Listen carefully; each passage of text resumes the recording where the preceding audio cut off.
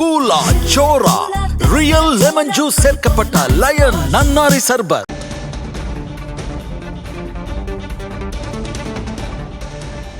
சாதி மதமற்றவர் என்பதை நாம் தான் பின்பற்ற வேண்டுமே தவிர சான்றிதழ் அவசியம் இல்லை என்று நீதிபதி தெரிவித்திருக்கிறார். சாதி மதமற்றவர் என்று சான்றிதழ் வழங்கப்பட்டதை அடுத்து பார்த்திபன் வழக்கு முடித்து வைக்கப்பட்டிருக்கிறது. அதில் இந்த கருத்தினை நீதிமன்றம் தெரிவித்திருக்கிறது. நீதிமன்ற ஆணைப்படியே பார்த்திபனுக்கு சோழிங்கநல்லூர் வட்டாட்சியர் சான்று வழங்கியிருக்கிறார் என்று நீதிபதி தெரிவித்திருக்கிறார். சாதி மதமற்றவர் என்று சான்று வழங்க வட்டாட்சியருக்கும் அதிகாரம் இல்லை என்றும் நீதிபதி தெரிவித்திருக்கிறார். ஏற்கனவே 2 நீதிபதிகள் அமர்வு பிறப்பித்த உத்தரவுப்படியே சான்று வழங்க ஆணை பிறப்பிக்கப்பட்டிருப்பதாகவும் நீதிபதி தண்டபாணி தெரிவித்திருக்கிறார். சாதி மதமற்றவர் என்பதை நம் நடத்தை மூலம் காண்பிக்க வேண்டுமே தவிர சான்றிதழ் அவசியமில்லை என்பதை நீதிபதி தெரிவித்திருக்கிறார். சாதி மதமற்றவர் என்று சுய பிரகடனம் செய்து கொள்ள வேண்டிய அவசியம் இல்லை என்றும் நீதிபதி தண்டபாணி தெரிவித்திருக்கிறார். நம் நடத்தை மூலம்தான் அதனை காட்ட வேண்டும் என்றும் அவர் தெரிவித்திருக்கிறார். திரைப்பட இயக்குனர் நடிகர் திரு பார்த்திபன் நம்மோடு இருக்கிறார். சார் வணக்கம். எதையுமே கொஞ்சம் வித்தியாசமா செய்யக்கூடிய சிந்தனை உங்களுக்கு ஆரம்பத்திலிருந்து இருக்கு. உங்களுக்கு முதல் படத்திலிருந்து இன்னைக்கு வரைக்கும் எப்படி இருக்கு? இப்போ இந்த சாதி இல்லைங்கிற சான்றிதழ் வாங்க வேண்டும் என்ற ஒரு சிந்தனை எதனால உருவாச்சு உங்களுக்கு? இதை நான் நிச்சயமா ஒரு வித்தியாசமான முயற்சி அப்படிலாம் நான் எடுத்துக்க மாட்டேன். ஏன்னா வித்தியாசமான முயற்சிங்கிறது ஒரு திரைப்படத்தின் மூலமா நம்ம புதுசா ஏதாவது சொல்லலாங்கிறது. ஆனா இது சமூகத்துல இன்னும் வித்தியாசமா இருக்கிற சில விஷயங்கள்லாம் இருக்கு. எனக்கு என்னன்னா ஜாதி மதம் தேவையில்லாத ஒரு சமூகத்தை உருவாக்குவோம்னு பெரிய தலைவர்கள் சொல்றாங்க. ஜாதிகளில் ஏடி பாப்பான்னு பாரதியார் பாடிட்டு அவர் போயிட்டாரு. ஆனா அப்படி ஒரு நிலையை இன்னும் ஏற்படல இல்ல. அதை ஏற்படுறதுக்கு யாராவது ஒரு முயற்சி பண்ணலாம்.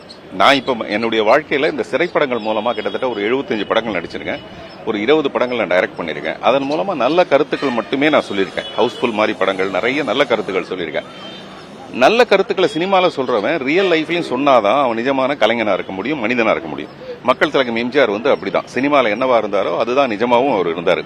அந்த மாதிரி ஒரு நல்ல முயற்சியா இது எனக்கு ரொம்ப கண் கேட்டதுக்கு அப்புறம் சூரிய நமஸ்காரம் மாதிரி இந்த சான்றிதழ் இப்படி ஒன்று வாங்க முடியும்னு எனக்கு தெரியல. அதை வாங்கலான போது அதுக்கு பெரிய போராட்டம் இருக்கு. அந்த போராட்டம் உடைச்சி நாளைக்கு யார் வேணாலும் இந்த சான்றிதழை வாங்கிக்கலாம். எனக்கு இந்த சாதி சான்றிதழ் வேணும்னு கேட்கறதுக்கு என்ன உரிமை இருக்கோ வேணான்னு கேட்கறதுக்கும் அந்த உரிமை இருக்கணும். அதுதான் என்னுடைய விஷயம். அது மட்டும் தான் நான் இப்ப பதிவு பண்ண விரும்புறேன். இன்றைய தீர்ப்பில் என்ன சொல்லியிருக்காங்கன்னா இது ஒரு விளம்பரத்துக்காக தான் பயன்படும், ஒரு சுய இதுக்கு பயன்படும். ஆனா அதே நேரத்தில் இது நம்ம நடைமுறை பின்பற்றணும், அதன் மூலமா மாற்றத்தை உண்டாக்க முடியுங்கிறாங்க. உண்மையிலேயே இந்த நடைமுறையை பின்பற்ற மூலமா உருவாக்க முடியும் நீதிமன்றம் சொன்னதுனால இந்த சான்றிதழ் அவசியம் நினைக்கிறீங்களா? அதுதாங்க அவர் சொல்றது என்னன்னா இந்த நல்ல விஷயத்துக்கே இப்ப நம்ம விளம்பரம் தேவைப்படுது. நீங்க மல்லிகைப்பூ வச்சுக்கிட்டு அது கத்த வேண்டியதா இருக்கு. ஆனா கலர் கலரா பூ இருக்கு பாருங்க, காகிதப்பூ, அது அட்ராக்டாக வாங்கிட்டு போடுவாங்க. நம்ம சார்லி சாப்ளின் கூட ஒரு போட்டியில அந்த சார்லி சாப்ளின் மாதிரி மாறுவேஷ போட்டியில Charlie Chaplin original Charlie Chaplin 3வது பரிசு தான் வாங்கினாரு. இமிடேஷன் மட்டும்தான் 2 பரிசு முதல் பரிசு வாங்கினாங்க. அந்த மாதிரி இங்க நல்ல ஜாதி பூவை விற்கிறதுக்கு அது கூட ஜாதி மல்லி இருக்கு பாருங்க. அதுல அதனால அந்த பூவுக்கு கூட ஜாதி. நான் அதை வச்சு ஒரு ஓப்பனிங் சீனே ஒன்று பண்ணிருக்கேன். பூவுக்கு என்னடா ஜாதின்னு தூக்கி போட்டு அடிப்பேன் நான் ஒருத்தனை. அந்த மாதிரி அப்படி இந்த நல்ல விளம்பரம் இருக்கு. நான் முடிவா என்ன சொன்னா இங்க நல்லவனா இருக்கிறதுக்கே இங்க சர்டிபிகேட் தேவைப்படுங்கன்னு சொன்னா எல்லாருமே சிரிச்சாங்க. ஆமாண்ணாங்க. அந்த மாதிரி இது ஒரு நல்ல விஷயத்தை செய்யறதுக்கு இது விளம்பரமா இருந்ததுன்னா எனக்கு மகிழ்ச்சி தான். நம்ம விளம்பரங்கள் என்னென்னமோ பண்றோம். நீங்க திரைப்படத்துல பாத்தீங்கன்னா விளம்பரங்கள் நம்ம குடும்ப கட்டுப்பாடு கூட ஒரு விளம்பரம் பண்ணுவோம். அந்த குடும்ப கட்டுப்பாடு விளம்பரம் சரியா போய் சேராது, மக்கள் தொகை ஏறிக்கிட்டே இருக்கும். ஆனா புதிய பாதையில பாத்தீங்கன்னா நான் செஞ்ச ஒரு விஷயத்துக்காக குடும்ப கட்டுப்பாடு அந்த அலுவலகத்துல இருந்து எனக்கு ஒரு பெரிய கேடயம் கொடுத்தாங்க. நீங்க இந்த படத்தின் மூலமா பண்ணிருக்கிறது மிகப்பெரிய விளம்பரங்க. அப்படி ஒரு விளம்பரம் எனக்கு செய்யணும்னு ஆசை இருந்தது, அதனால நான் செய்யறேன். இன்னொன்று பார்த்தீங்கன்னா அதாவது அரசு வேலைகளா இருக்கட்டும் இல்லைன்னா பள்ளிக்கூடங்களா இருக்கட்டும் இந்த போன்ற இடங்கள தான் சாதி சான்றிதழ் பெரும்பளவு கேட்கறாங்க. அது அரசாங்கமே தவிர்த்துட்டா சாதியை தவிர்ங்கிறது ஒரு அரசே உருவாக்கிட்டா அது பிரச்சனை இருக்காதுல்ல? அரசாங்கத்தை உருவாக்குறதே இளைஞர்கள் தானே.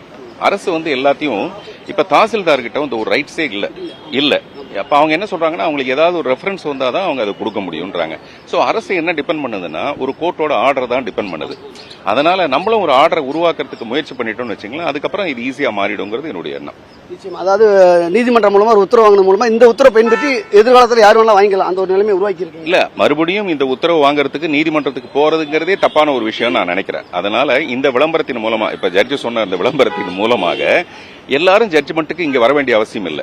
அது ஒரு கவர்மெண்டோட ஒரு சரியான விஷயம். அது ஒரு ஜிஓ பாஸ் பண்ணணும். பாஸ் பண்ணா யார் வேணாலும் நீங்க அதை வாங்கிக்கங்கன்னு சொல்லணுங்கிறது என்னோட அபிப்பிராயம்.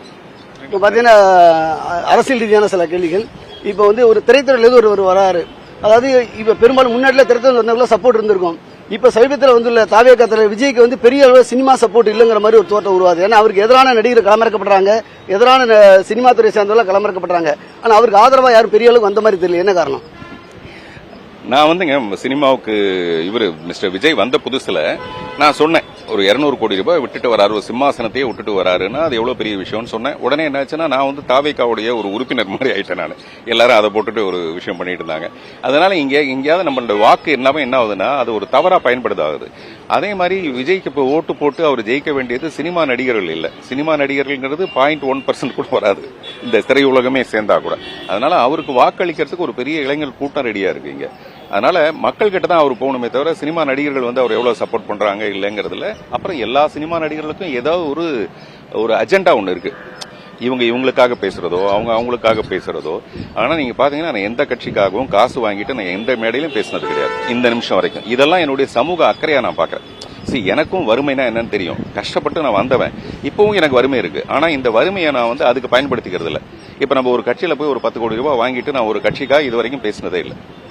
சோ அந்த வகையில ஒரு சமூக அக்கறை உள்ள ஒரு கலைஞனா நான் என்ன பாக்குறேன். இன்னொன்று பாத்தீங்கன்னா இந்த தேர்தல் தேதி அறிவிக்கும் போது விஜய்க்கு 10%, 15% தாங்க, 20 ஆச்சு, 25 ஆச்சு. இப்ப வந்து 25% அவர் வாங்கிடுவாங்க மாதிரி ஒரு தேர்தல் முடிவுக்கு தேர்தல் ஓட்டுப்பதிவுக்கு அப்புறம் சொல்றாங்க. இது எப்படி பாக்குறீங்க? இல்ல நானும் உங்களை மாதிரி ஆர்வமா தான் பாக்குறேன். அந்த தினம் காலையில எழுந்து 29ஆம் தேதி அன்னைக்கு நமக்கு இன்னைக்கு ஒரு எக்ஸிட் போல பத்தின ஒரு ரிப்போர்ட் வந்துடும். நான் வரும்போது கூட கேட்டு வந்தேன், அது கிட்டத்தட்ட இந்த ரிசல்ட் அதுவும் ஒன்னா இருக்குமா அப்படின்னு கேட்டேன். ஒன்னாதான் இருக்கணும். அப்புறம் எதுக்கு அந்த ரிசல்ட் 4ஆம் தேதி ரிசல்ட்? இன்னைக்கே அந்த ரிசல்ட் வருமானா அந்த 4ஆம் தேதி ரிசல்ட் அப்புறம் எதுக்கு? அதனால என்ன சொல்ல வரணும்னா 4ஆம் தேதி ரிசல்ட் வேறையா இருக்கும், இன்னைக்கு வர ரிசல்ட் வேறையா இருக்கும். அதுல ஏதோ ஒரு மாற்று இல்லாம எதுக்கு 4ஆம் தேதி ஒரு ரிசல்ட் வரணும் இல்லையா? இதெல்லாம் என்னுடைய புத்தினால என்னுடைய அறிவுக்கு தோன்ற விஷயங்கள். ஐ மே பி ராங், எனக்கு தெரியல. இன்னொன்னு பாத்தீங்கன்னா எம்ஜிஆரோட விஜய் ஒப்பிட முடியாதுங்கிறாங்க. ஆனா எம்ஜிஆர் காலத்துல வந்து தீவிரமான மகளிர் பெரிய அளவு பெருமளவு இருந்தாங்க. இப்ப விஜய்க்கு பாத்தீங்கன்னா இளைஞர்கள் இருந்து குழந்தைகள் இருந்து பெரிய மாற்றங்கள் உண்டாகுது. இப்ப பாத்தீங்கன்னா எங்க பார்த்தா வீட்டுக்கு ஒரு விஜய் இருப்பாங்கன்னு விஜய் சொன்னாரு. அதே மாதிரி எல்லா வீடுகளிலுமே விஜய் எதிர்வலிச்சிருக்காருங்கிற மாதிரி ஒரு கருத்து வெளியே பரப்பப்படுது. இல்ல அது உண்மையாவும் இருக்கலாம். எப்படி பாக்குறீங்க நீங்க? இல்ல அவருக்கு கிடைச்சிருக்க இந்த அமோக ஒரு ஆதரவும் கூட்டமும் வந்து நான் மட்டும் இல்ல அவருடைய எதிரிகள் கூட வந்து அவரை அப்ரிஷியேட் பண்ணுவாங்க. அந்த மாதிரி ஒரு மிகப்பெரிய அமோக விஷயம் கிடைச்சிருக்கு. ஆனா எம்ஜிஆரை நம்ம எப்படி பார்த்தோம்னா அவர் வந்து சினிமால என்னவா இருந்தாரோ நிஜ வாழ்க்கையிலும் அதுவே இருந்தாரு. சமூகத்துல அவர் சம்பாதிச்சதை பாதிக்கு மேல அவர் பங்கு போட்டு கொடுத்து பெரிய வள்ளல்னு ஒரு பேர் வாங்கி எங்க எந்த பிரச்சனையெல்லாம் அங்க எம்ஜிஆர் வந்து நிப்பாருங்கிற லெவலுக்கு நமக்கு ஒரு இமேஜை கிரியேட் பண்ணியிருந்தாரு.